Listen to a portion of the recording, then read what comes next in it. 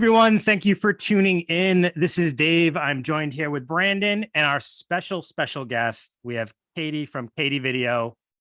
She has been killing it with the special designer VHS boxes and much more, which we will get to.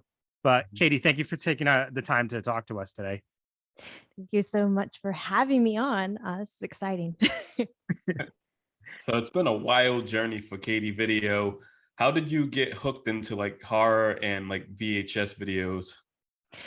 So pretty much when it comes to horror, I remember going into Blockbusters. So I've always loved going into Blockbuster and looking at the different tapes and looking at the different art.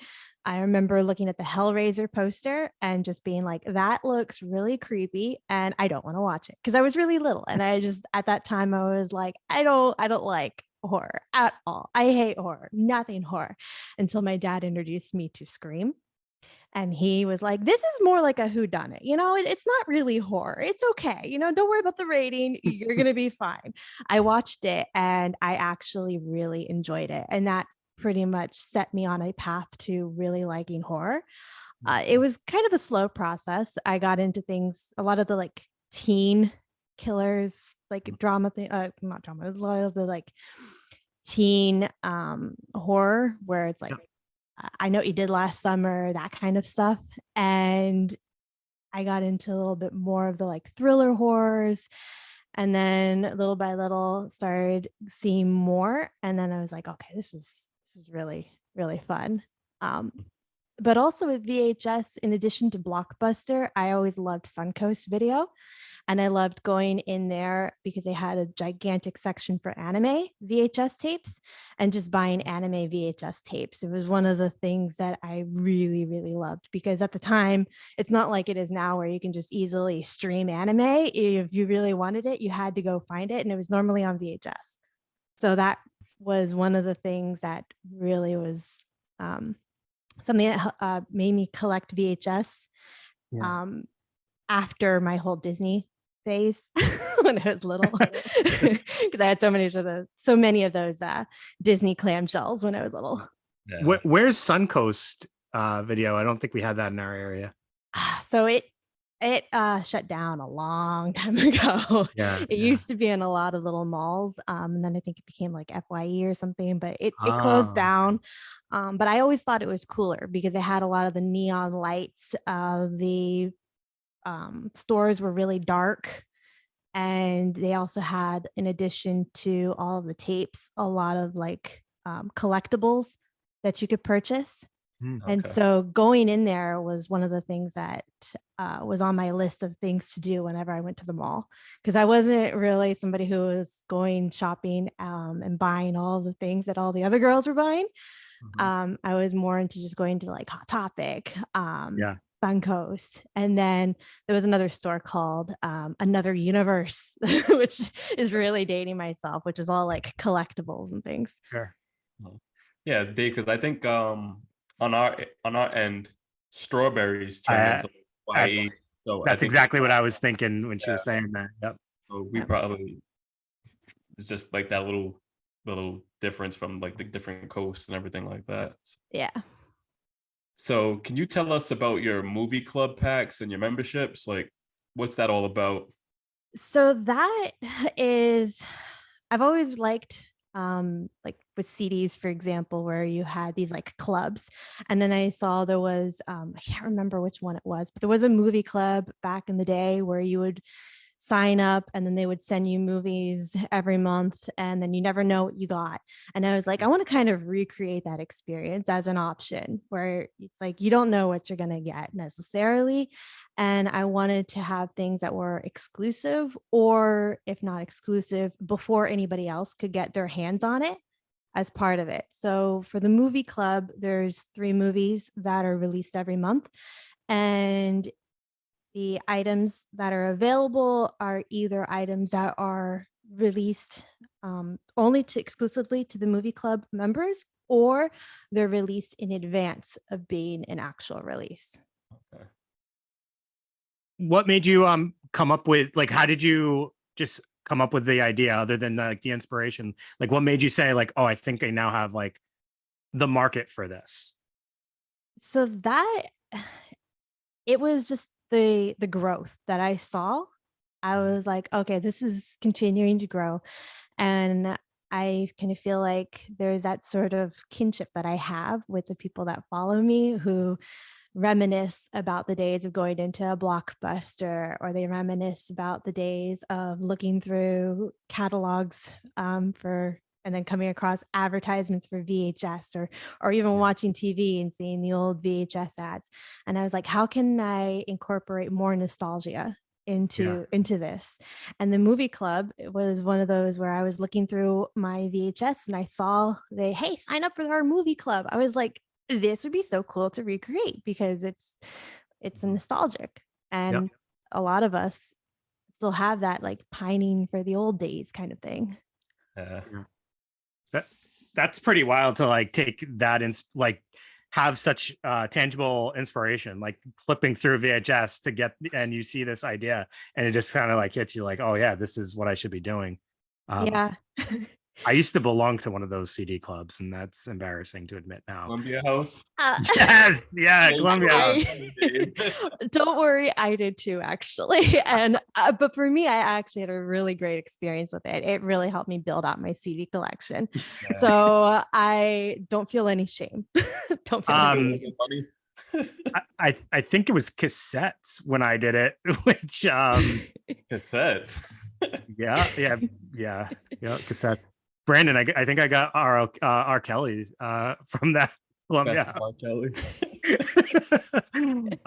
So Kadi, tell me like what inspires the designs that you do, and also kind of like what how do you choose the films? I'm assuming some of these are kind of like requested, but like maybe bring it back to like some of your earlier designs, like how did you choose the designs, the films to do, and like the kind of design you did?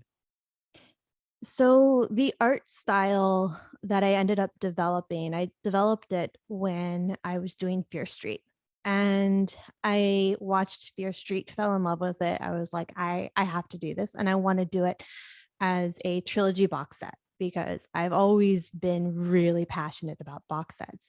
And that art inspiration came from all of the like 80s and 70s horror films and the way in which they did this very bright sort of artwork on the cover. Mm-hmm. And I was like, okay, I want to kind of recreate that. And the films that I picked early on were films that I really liked or I felt deserved to have a VHS release because they never had one. Or I really appreciated the directors that made those films. And I was like, I need to bring this out. And then little by little, I started looking at what it is that people liked. And I was like, all right, since everybody loves this movie, let me make sure that there's something tangible for them when it comes to this film. Awesome. Now, what has been your favorite artwork that's on a movie VHS cover that you have done so far? What's your favorite one? So my favorite it was never available. It was never made actually like something that people could purchase or anything. And that was the Star Wars. Not Star Wars, Star Trek. Not Star Wars. It's the one that I made to look similar to sort of the Star Wars. And that's the J.J. Abrams one, because I was like, okay, J.J. Abrams, when he did this Star Trek, he definitely came from a place where he loves Star Wars, not necessarily Star Trek. And so I got to play around with that. And then I also got to put Chris Pine on the cover, which I'm biased. So being able to put Chris Pine on the cover, I was like, yeah, I have an excuse to put him on the cover somewhere. This is great. When he's in his prime. And I also am a huge fan of Star Trek. Which is probably why I lean towards that one. But in terms of the ones that actually were available, Dr. Sleep. And that's why I made it in that nice green. I love that movie, and I loved the way that cover turned out. So now you have your own podcast. Can you tell us about it and let us know which has been one of your favorite interviews so far that you had on so far for your host and your guest? Yeah. So for the KadiVideo podcast, I interview artists, directors, actors, people in the film industry, and just people, and also a few people outside of the industry. Interview YouTubers as well that are really into physical media, and especially for VHS. Yeah. I'm looking to kind of expand it a little bit more for the art forms that I want to interview. But I just wanted some place where I could kind of do um, a little bit more of a technical interview for some of them. I know that there's a lot of people out there interviewing actors and directors, but I wanted to really get into the nitty gritty of like what it is that they do and how they are able to either come up with their ideas or um, really like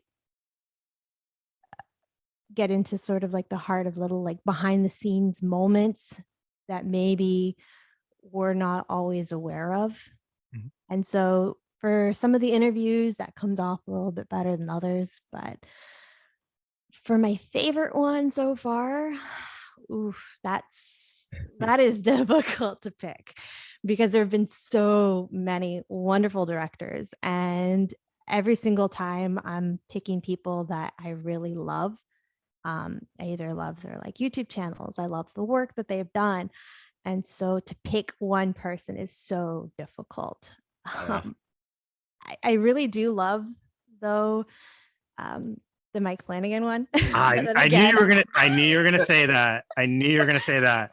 I was so envious when I saw that. I was like, "Wow, you are living your best life." yeah, Uh, I am a little bit biased for that, obviously. Sure, sure.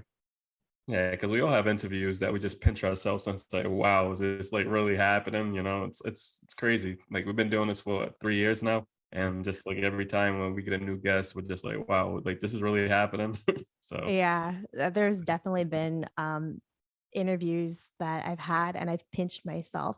mhm. And then I look at how long that interview is and I'm like, damn it, like I should have asked more questions. I should have done more here. Like I was Yeah. just so nervous, Yeah. and everything that I wanted to go well went terrible. Mhm. Like I interviewed Akila Thomas. Oh no, sorry, Akila Cooper. I Okay. interviewed Akila Cooper, and I was just so nervous because I Yeah. was so excited to interview her because she is a geek like I am, and I absolutely loved Megan. And so I was just like the whole time freaking out, freaking out, freaking out. And then the interview happened, and I'm just like, okay, great. I'm interviewing her. And then it ends, and I'm like, shoot, there's so much there that I didn't do. Mhm. Well, did you guys geek out about Star Trek? Because I think she's a big Star Trek fan, also. Yeah, yeah. And I wanted to ask her more, and then I didn't. That's cool. So, I love being part of the connected to the heart community. Like when you were first starting off, I loved everything you were doing. Then I knew you ran into some issues and you were ready to shut the page down. I remember reaching out to you saying, keep going, don't let this shit knock you down. It would all work out. And I think like the next day you had an announcement and you was like Yeah. telling us, I'm okay, I'm back. And I was like, damn, that was quick, but that was, that's the main thing about the heart community. Like we're all for each other. We would just all reposting everything and saying, reposting everything to kind of keep you in there because I know at times it's just like when things knock you down, you just want to like kind of give up. Like, what was you going through that whole day? Oh man, that was such a hard day. So, apparently my address had gotten out, and I was just like, I'm freaking out here. I don't want people finding where I am and then like stalking me. And I just felt like, man, my whole world's just kind of like collapsing. And Mike Flanagan and a few other directors had reached out to me personally, and it's because of them that I kept going. Uh, They were like, um, anything we can do just to kind of like help you, support you, like we're here for you kind of thing. And that really helped me going, helped me to keep going. And so I know there were a few people who are like, oh, I think this is just a publicity stunt. I'm like, a publicity stunt? I lost followers. This is no publicity stunt. Sure. People are like, oh, it's over. Okay, take care. Bye. I'm out. So I'm like, no, not a publicity stunt. That would have been the worst way of doing a publicity stunt. So let me ask you, and I know this is putting you on the spot a little bit. So like, since you gained notoriety, so to speak, what has that experience been like? And like, what are some of the, the highlights? And if you don't mind sharing, what are have been some of like those low moments, other than like that moment we just spoke about? Yeah. So it does get a little bit difficult because my ultimate goal really is to make VHS valid for movie studios and to really just keep pushing forward in getting VHS to get the recognition I think it deserves. And so whenever that happens, it's kind of like, well, then is it my art or is it because VHS just seems ridiculous to you? And I'm like, at this point, I have over 60K followers. If it's because VHS is just ridiculous and not like a viable marketing tool for you, I don't know what to say. But if it's my art, then I'd like to know that, hey, you just don't like my art. Like, just tell me that straight. Like, it's because you suck, or it's because that's just not the direction we want to go in. And so it is tricky when that happens, because then it's like, I don't know the reason fully behind it. Especially if I want to be like, hey, I want to do this the right way. I don't want to just like, oh, here's my stuff and I don't want you to get any profits from it whatsoever because it's like, that's not my ultimate goal. So it's difficult when that happens. But on the upside, it's great to see that there's so many people out there that support me and that really want to see VHS get the second chance that it deserves. And I've always been a huge fan of analog. So I love CDs, I love DVDs, Blu-rays, 4K, but there is something about analog that's just magical. And to know that there are other people out there who love it as much as I do, and they follow me because they also want to see the same things that I want to see when it comes to VHS, that keeps me going. It's awesome. And I know on your page the other day, you're also getting into like artwork for some book sleeves now. Huh? Yeah. Some Harry Potter and stuff like that. I think a lot of people would like really enjoy that, to kind of like decorate some of their books that they have now. Now, would that just be like the sleeve itself, or is something like the book too? How's that going to come? So these are dust jackets. Yeah, I'm not doing the actual books because it would just be way too expensive to get the books, put the dust jacket on them, and then sell the books with the dust jacket. And I know that there are people who are like, oh, I want this edition and I want that edition. And it's like, okay, I maybe if I can see that there is like a big demand to do all the different editions possible. But I love books and I've always loved books. Again, it comes down to that physical media thing. I love the tactile sensation of holding a book, cracking it open and reading it. And then unlike, because I also have Kindle, where I'm just like, okay, let me just bring this back to Kindle Unlimited. I'm done reading it. Instead, I have the book there and I'm more inclined to just like pick it up and reread it again. And so to do movies and books at the same time, it's just like, yeah, this is where my passion is. Awesome. And video games. And video games. Yes, I do love video games. I just saw there's a Twilight. They're like, what is it? Nintendo 64 or Super Nintendo? Super Nintendo, yeah. SNES. Yeah. So are you going to be doing more of those? I do want to. The only thing is that I know that there's a little bit of like a when it comes to Nintendo. And it's also one of the things where I've been wanting to kind of just experiment in making my own games. The only thing is that Super Nintendo and Sega Genesis, those require assembly languages. And then you have like NES, which also requires assembly languages, but there's a way of doing things without having to know assembly, which makes it a little bit easier if I wanted to go in that direction. Sure. But yeah, these games are not as easy to create as like games you can make with Unity or something where it's a little bit easier. So right now it's something that I want to do just more of the artwork of, and then eventually actual development. Are you of games. are you like some kind of genius? I don't think so. What? No. You do everything. What? I do nothing. What is happening here? You're gonna make a video game, you're making VHS box covers, you're making book sleeves. I'm like kind of like blown away and like a little bit like I'm envious of your life experiences. I think I'm having an existential crisis during this interview. This is amazing. You're just doing everything. Thank you. But when it comes to the video games, it's just, I've always been really into programming. Like for my day jobs, that's kind of like what I've done is development. And so the art side is like the getting to play and have fun, experiment. And then the like programming side is more the analytical side and being able to kind of just like switch between the two of them. So that's really just what it comes down to. There are things that I'm terrible at.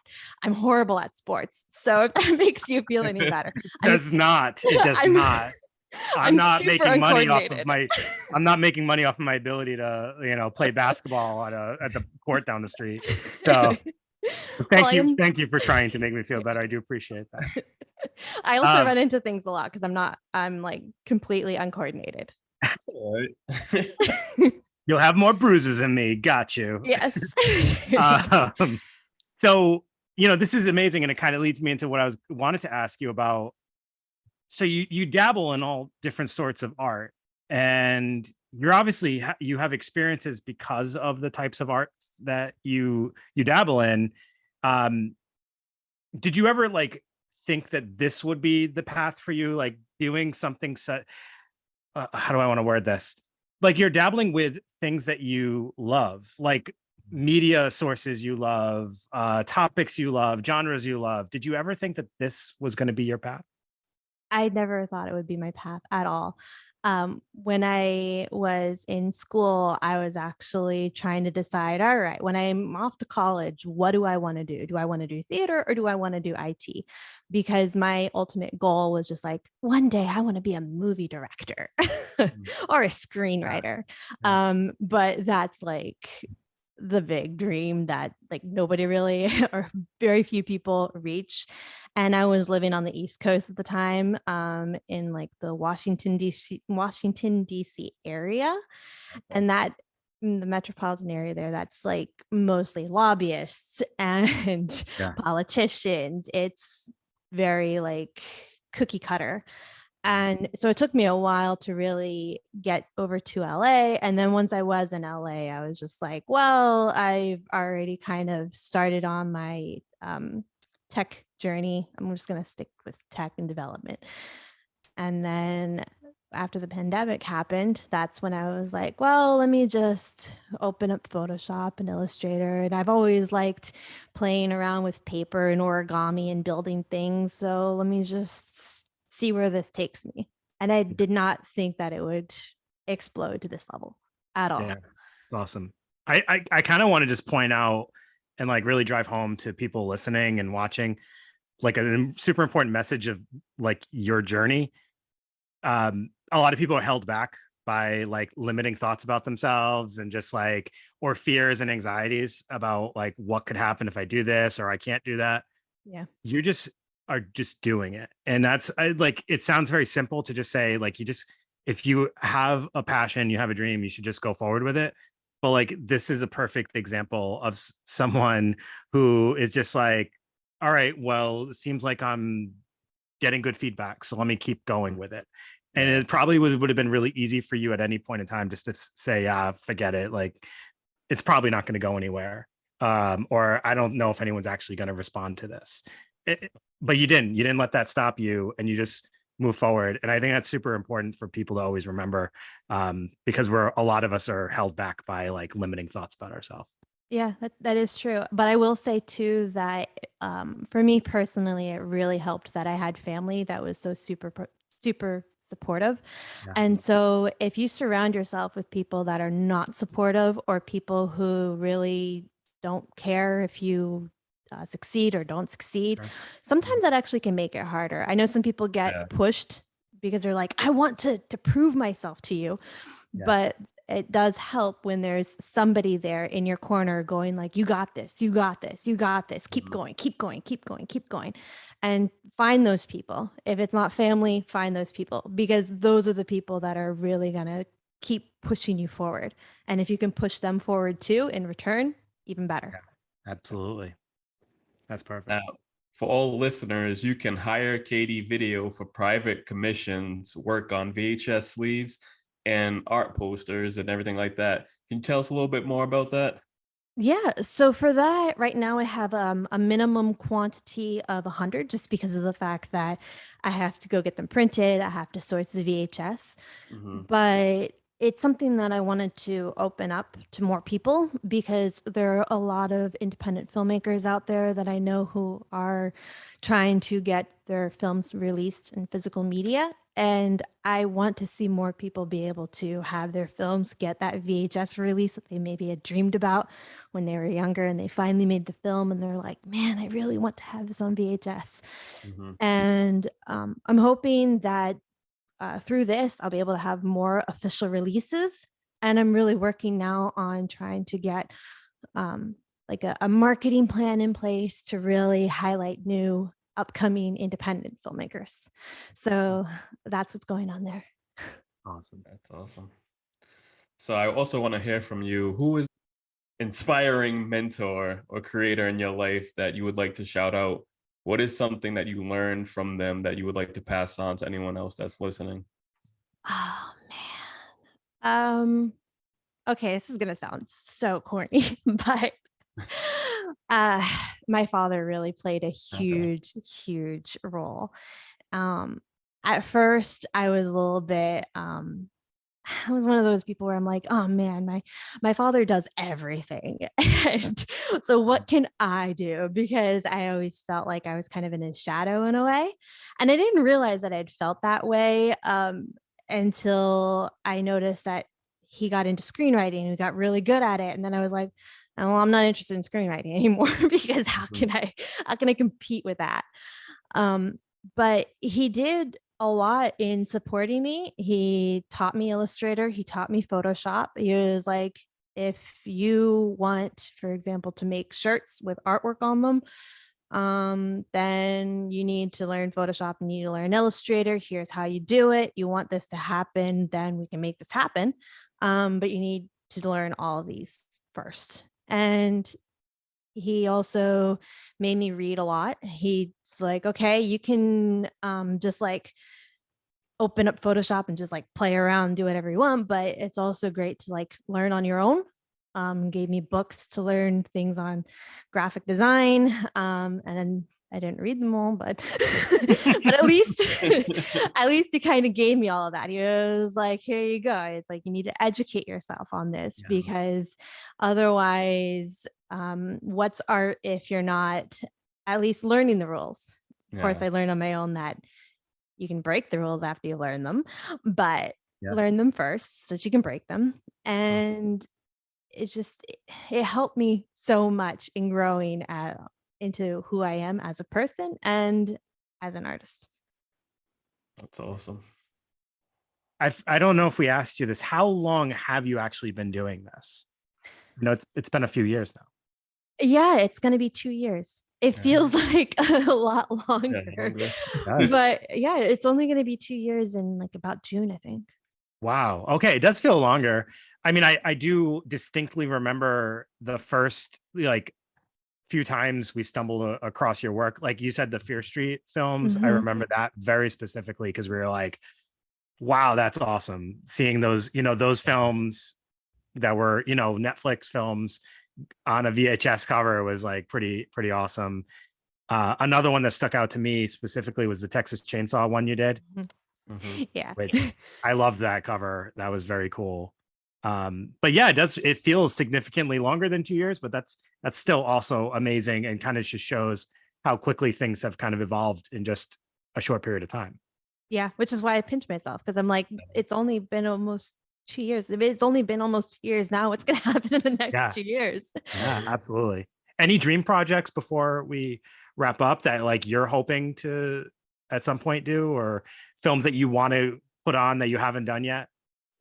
Oh, there's so many films that I want to put on that I haven't yet. But really when it comes to dream projects, um, I've been thinking about this one lately quite a bit. And there are like a few artists out there that I would love. And when I say artists, I mean like musical artists that I would love to release things for in an official capacity. Because while there's so many films that I want to do, I also want to try and see if there's musical artists that also want to kind of get maybe like their concert footage on VHS and really be able to expand that love for VHS outside of just like the horror community. And I'm hoping that would be a way of really that was huge. Like I've actually collected a few like musical VHS tapes and stuff like that. Like that was a big thing back in the day that I don't feel like exists now. It's like the, you know, the live footage or some of the behind the scenes stuff that you would capture in those. So that's really cool. Yeah. I forget now some of the ones that I had, but well, at least my parents had them, but I stole them. But yeah, they were like Bruce Springsteen. Yeah, I had like a Bruce Springsteen concert footage VHS. So I've always been a fan of those, and I would love to kind of see if maybe there's musical artists out there that I really love who would want to have that be a thing. Awesome. Kadi, tell our listeners where to find your social media platforms, where to find your podcast, all that good stuff. Yeah. So on Instagram, it's KadiVideo, KADI video. And then I also have the podcast on Spotify, which is the KadiVideo podcast. And then the website is www.kadivideo.com, or, you know, without sounding old school, just kadivideo.com. Yeah. Kadi, thank you so much for joining us. I was wearing our PVD horror / Hungry Ghost Press shirt today because of the VHS that's on there in tribute. So, you know, thank you so much. We're such huge fans of everything you've been doing, and your journey is truly inspiring. So I hope that people can kind of pick up those messages as well and just go out there and, you know, do the things that they love to do. So thank you so much. Thank you so much for having me on. And I hope that you guys continue to grow your podcast. Appreciate it. So everybody, make sure you check out KadiVideo, buy as many of those VHS sleeves and everything else she's got going on over there, and check out her podcast. And we hope you enjoy this interview. So have a good night.